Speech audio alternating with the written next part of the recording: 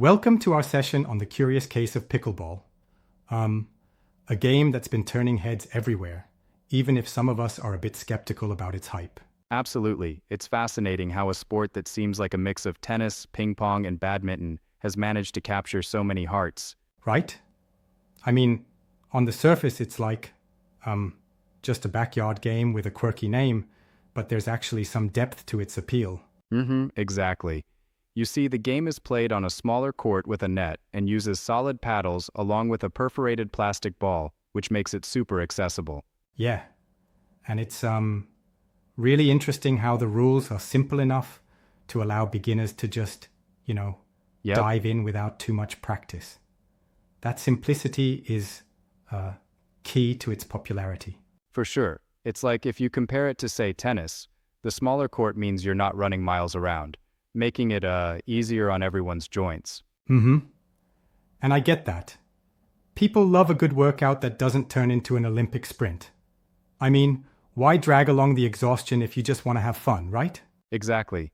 It brings in players from all walks of life, from kids just learning to seniors who might find regular running too intense. True? But here's what stumps me a bit. It kind of feels like it's too easy sometimes. Right. Where's that challenge? I mean, in tennis, you've got to cover so much ground and execute powerful strokes. Well, I see where you're coming from, but I'd say challenge in pickleball comes in a different form. It's not about raw power. It's about quick reflexes and strategy, especially with the no volley zone, or as some call it, the kitchen. The kitchen really spices up the game, doesn't it? It forces players to strategize and control the game without just going for a smash every time. Exactly. It creates a tactical dance where you have to, time your shots perfectly and think ahead.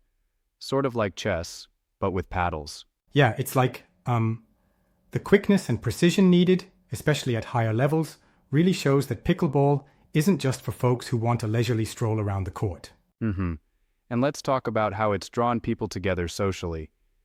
Doubters might say, why not get in on a sport with more muscle?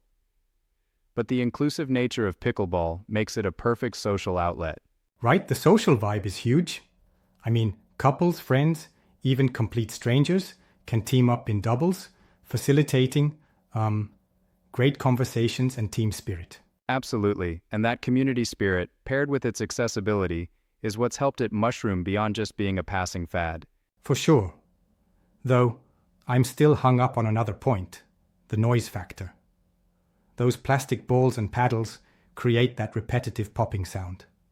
It can really disrupt the peace in quieter parks. That's a valid point. The sound can be quite loud, especially when you're trying to enjoy a calm day outdoors. Some communities are experimenting with quieter gear to address that exact issue.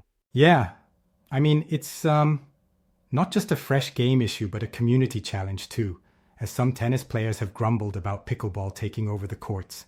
True, the conversion of traditional tennis courts into pickleball spaces has stirred up a bit of debate, but ironically, it's also expanded the idea of racket sports rather than diminishing it. I can see both sides. On one hand, tennis players feel squeezed out, and on the other, pickleball is growing into something that has its own competitive spirit. Exactly. And speaking of growth, consider this. There are now professional tournaments and even talks about pickleball making an Olympic debut. Right. That would really cement its status as more than just a backyard pastime. Olympics? Now that's ambitious. It almost sounds too good to be true, like it's trying extra hard to shake off the fad label it sometimes gets. And that's where I respectfully challenge that notion. Just because a sport appeals widely because of its simplicity doesn't mean it's not rigorous. In fact, having a professional league like the PPA Tour shows it's becoming a serious competition arena. Yeah, fair enough. I mean, look at sports like badminton. They've got quirky names too, but they're steeped in history and skill. So, maybe I'm being a bit overly critical. Exactly. And let's not forget, even the name pickleball has a fun backstory. It comes from one of the co-founders' dogs, Pickles, who'd chase after the ball. It adds an element of lightheartedness to the sport. It does lend the sport some personality. And while the name might sound silly to some, it doesn't necessarily diminish the sport's value. Precisely. And you know, sometimes the simplest ideas turn out to be the most enduring. Look at ping pong, a simple name, yet an Olympic sport in its own right. Right? That's a good analogy. It's like the charm of the sport comes from its easy-to-pick-up nature and community spirit, rather than the intimidating rules of more physically demanding games. And that accessibility is a huge draw, especially for older adults or people recovering from injuries. It's a sport that asks for minimal but smart physical engagement. Certainly. And that low barrier to entry is a double-edged sword.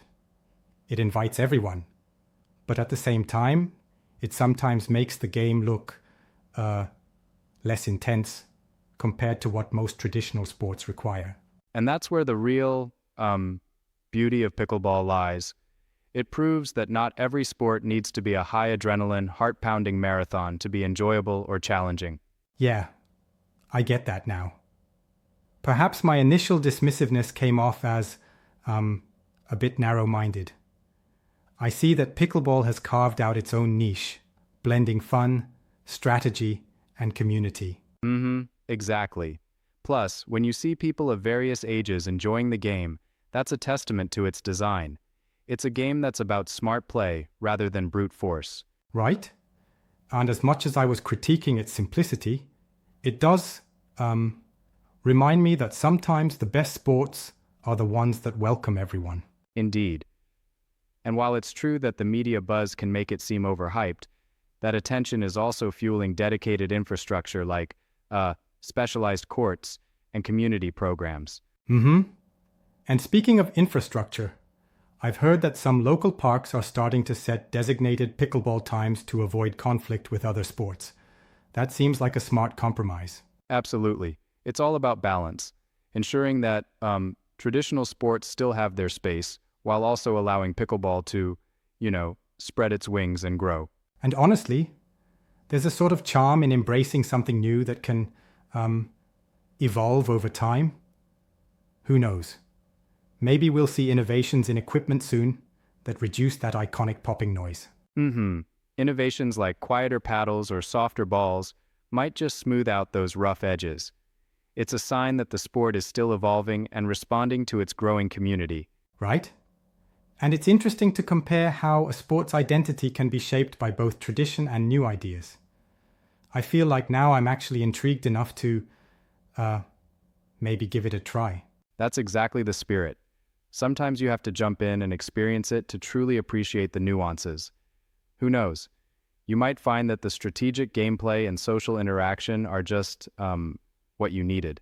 And if I end up hating it, well, I'll have to reevaluate my stance. But if I enjoy it, I'll be all in for a friendly match sometime. Absolutely. And if you do fall in love with it, consider that my win. You now have a new sport in your repertoire. Haha, fair enough. It's been a great chat. I appreciate this balanced look at both the hype and the genuine merits of pickleball. It was a lively debate indeed. Sometimes it's the underdog sports that surprise you the most. Right? And I'm slowly warming up to it. So, here's to new experiences, a bit of strategy, and a whole lot of community fun. Absolutely. Thanks for this engaging discussion. It's always refreshing to hash out perspectives and maybe even challenge preconceptions. Exactly. And if anyone listening is on the fence about pickleball, remember, sometimes the quirkiest games hold the most charm. That's a wrap. Looking forward to seeing more people on the court and perhaps even cheering you on during your first match. Deal. Until next time, keep questioning, keep playing, and maybe keep an open mind about the unexpected joys of sports. Thanks for the chat. See you on the court.